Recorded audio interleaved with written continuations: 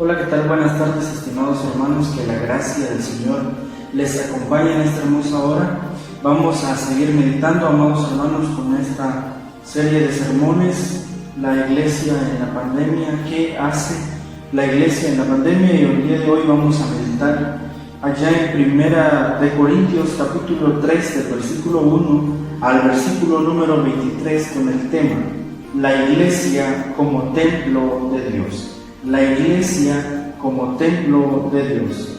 Oremos al Señor. Te damos gracias, Señor, por la oportunidad que nos has dado de meditar en tu palabra y de poder entender tu voluntad a través de ella. Úsanos, Señor, al servicio de tu reino y úsanos, Señor, para tu gloria. En Cristo Jesús. Amén. Cuando leemos la palabra, amados hermanos, en el Antiguo Testamento, específicamente en el libro de Esdras y Nehemías, nos encontramos con una historia similar a lo que el apóstol Pablo está presentando en este pasaje bíblico. Y es que ambos pasajes concluyen y hablan específicamente acerca de un tema de suma importancia tanto para el pueblo judío de ese entonces como para la iglesia de Cristo del Nuevo Testamento. Me refiero al tema del templo del Señor, del templo de Dios. Y digo que es de suma importancia porque no hay nada más importante en la mentalidad judía que el templo.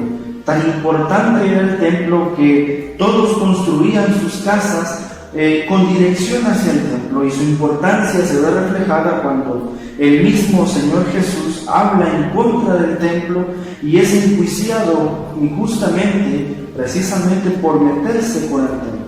La diferencia en las palabras del apóstol Pablo y las que vemos en el Antiguo Testamento va a reposar, hermanos, en que el apóstol Pablo habla no del templo físico como tal, sino de uno que es de vital importancia, es decir, nuestra vida misma como templo del Señor.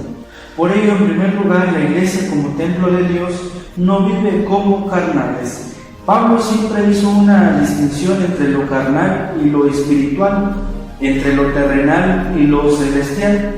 Pero esto, hermanos, no indica que el apóstol Pablo estuviera hablando automáticamente de tener dos vidas, una espiritual y otra material. No, para nada, hermanos.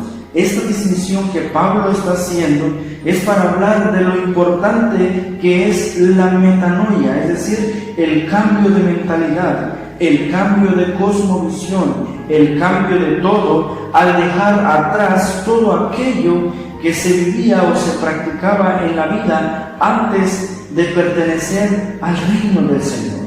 Y por el contrario, vivir ahora bajo los estatutos, las ordenanzas y los mandamientos del Señor. Como pueden ver, el apóstol Pablo no está dividiendo y ni estamos dividiendo nuestra vida en dos partes, sino vivir ahora nuestra vida como para el Señor en todas las cosas que nosotros hagamos. Por eso el apóstol Pablo comienza diciendo en el versículo 1 que nosotros, la iglesia del Señor, no puede seguir viviendo en lo que ya estaba acostumbrado a hacer, a vivir sin Cristo. Por ende, no puede el apóstol Pablo hablar con un lenguaje espiritual cuando la iglesia de Cristo sigue viviendo en la vida pecaminosa del mundo. No puede hablarles como a espirituales, dice, sino como a carnales, como a niños en Cristo. El versículo número 2, hermanos, describe el lenguaje apropiado y lo compara con la leche que beben los recién nacidos, porque aún son incapaces de consumir o de masticar los alimentos sólidos, por las causas lógicas de que apenas son bebés. Y Pablo no puede hacerlo, hermanos, porque la iglesia de Cristo ha sido llamada a ser templo del Espíritu Santo, pero no puede cumplir con ello cuando aún se sigue viviendo, hermanos amados, como carnales, como dice el versículo número 3, teniendo entre vosotros celos los unos de los otros, chismes los unos de los otros, peleas los unos de los otros, aun cuando se vive en fornicación, en la avaricia, en todos aquellos deseos de nuestra carne que Pablo enumera también en la carta de Corintios. Porque cuando alguien dice, yo soy de Pablo, yo soy de Apolos, actuamos como carnales. Cuando alguien sigue a alguien o a algo porque lo ve como de suma importancia, ya está actuando como carnales, porque así es el hombre sin Cristo, amados hermanos. Fomenta la división a través de la discriminación, a través de lo que en su pensamiento es correcto, olvidándose de lo único importante, que es lo que Dios es para nosotros. Por ello, amados hermanos, del versículo 5 al versículo 8 nos habla acerca de lo que realmente es importante. Dios es importante. La iglesia no puede ser templo de Dios si no reconoce a Dios. Esto es muy lógico, esto es muy coherente. Nadie dice que ama a sus padres cuando se avergüenza después de ellos. Nadie dice que ama a su esposa cuando tiene a otras más, y esto no es correcto. Esto lo estamos dando como claros ejemplos. Tanto Pablo como Apolos no eran más que servidores del Señor, como tú y como yo. Lo dice en el versículo número 5. Y aunque parezca importante, ¿verdad?, la labor que se realiza, no lo hacemos nosotros con nuestras propias fuerzas. Nada de eso. Yo planté, dice, Apolo regó. ¿Eso es importante? Claro que sí. Pero lo más importante es el reconocimiento que hace el mismo apóstol Pablo a continuación cuando dice: pero el crecimiento lo ha dado Dios. Así que ni el que planta ni el que riega es algo, ni el que riega es algo sino Dios, que da el crecimiento. Sin embargo, el que planta y el que riega son importantes en el reino del Señor porque anuncian las buenas nuevas de salvación. Y cada uno, dice, recibirá su premio según el trabajo que hayan hecho, de acuerdo al versículo número 8. Nosotros somos colaboradores de Dios y ustedes, la iglesia de Cristo, labranza del Señor, edificio del Señor, dice Pablo en el versículo 9, para que se sepa, estimados hermanos, cuál es esa relación que estaba hablando el apóstol Pablo. Antes bien, amados hermanos, que seguir viviendo en la inmoralidad del pecado, dice el apóstol Pablo en segundo lugar, que la iglesia como templo de Dios debe fundamentarse en Cristo. Versículo 10 al versículo 15.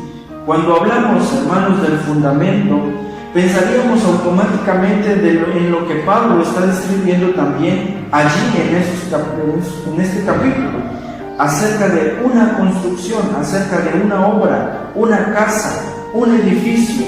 Dios, por su bondad, dice Pablo, me permitió actuar como si yo fuera el arquitecto de este edificio.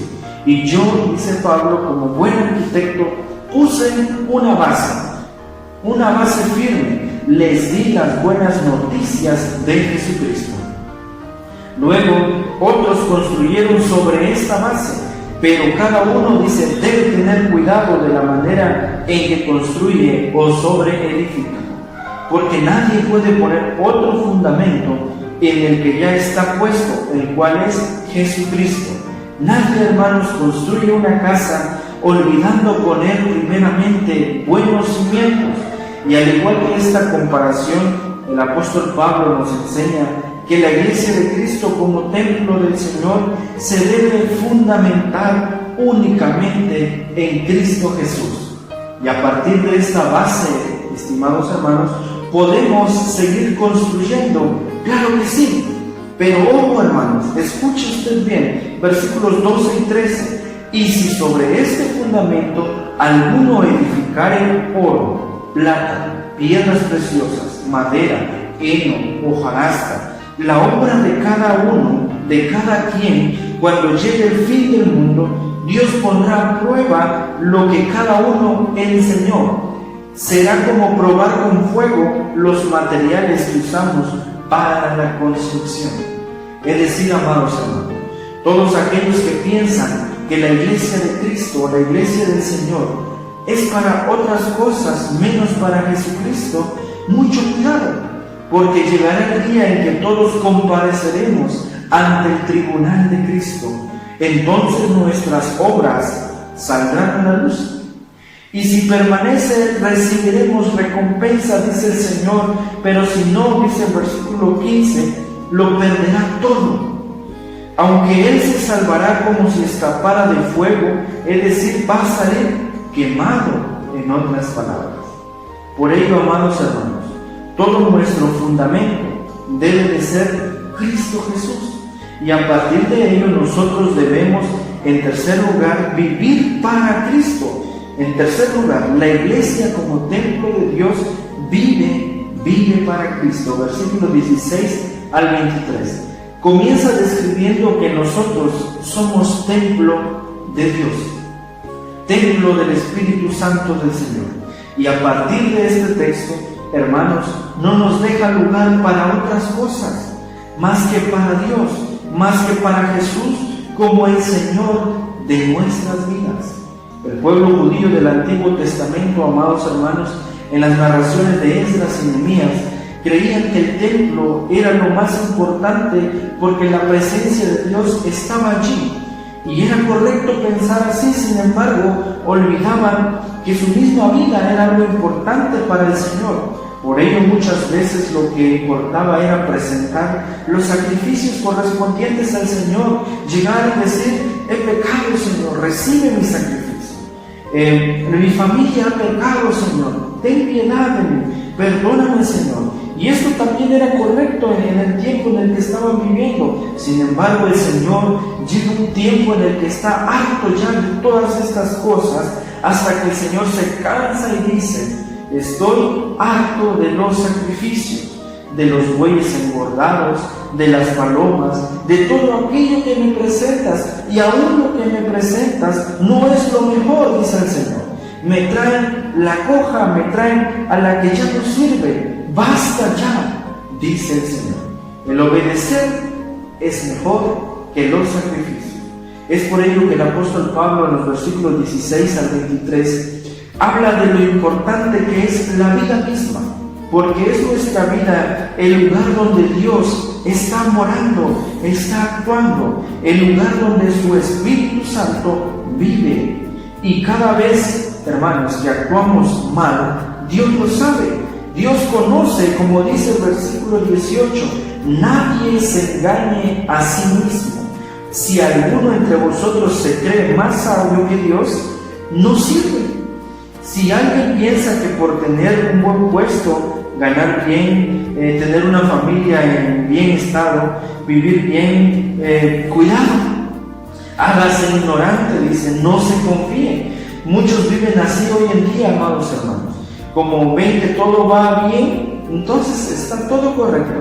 Sin embargo, para nosotros, los que hemos creído en el Señor, debemos estar conscientes de que cada momento es importante estar bien con el Señor.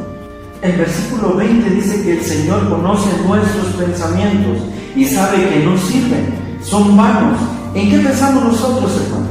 En tener mejores cosas, en tener un buen automóvil, una buena familia, en tener un buen trabajo, tener y tener. Pero nadie habla de darlo para el Señor. Todos pensamos, hermanos, en obtenerlo todo, pero nadie piensa en dar algo de lo que se obtiene. En realidad, dice el versículo número 21, todo es tuyo, nadie te lo quita. Dios así lo quiere que lo tengas. El versículo número 22 dice: Pablo, Apolos, Pedro, tú, tu familia, tus negocios, tus automóviles, tus hijos, tu vida, la muerte, el presente, el futuro, todo es de ustedes, dice el Señor. Sin embargo, no te gloríes, dice el versículo número 23. No te gloríes en ello, porque es pasajero. Pero lo que hagas con la vida que el Señor te dio, eso sí cobra de vital importancia, porque tú y yo, dice el versículo 23, tú y yo somos de Cristo y Cristo es de Dios. Así que, estimados hermanos, en esta hermosa hora de la tarde, recordemos que somos templo de Dios viviente.